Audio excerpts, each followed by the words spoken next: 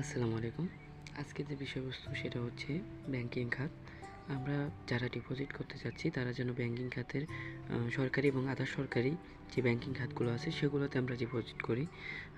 আর একটা বিষয়বস্তু হচ্ছে সকলকে যে আমরা দেখি যে অনেক সময় ব্যাংকিং খাতগুলো খুব নতুন যে ব্যাংকগুলো আসছে সেগুলোতে ডিপোজিট করা, এরপর উইথড্র না করতে পারা। তো সেই জায়গাগুলো থেকে আমরা বেরিয়ে আসতে চাচ্ছি এবং বাংলাদেশকে উন্নত করতে আমরা যা করা দরকার আমরা কথা বলে যাব। এর মধ্যে আমরা জনগণকে বলতে চাচ্ছি যে যারা নতুন ডিপোজিট করতে চাচ্ছেন তারা যেন সরকারি বা আধা সরকারি ব্যাংকগুলোতে ডিপোজিট করার চেষ্টা করবেন।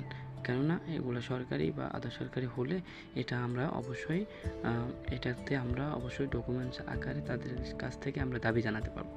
বাট অন্যগুলো দেউলিয়া হলে আসলে করার কিছু থাকে না। এজন্য সবাইকে আমি বলবো যাতে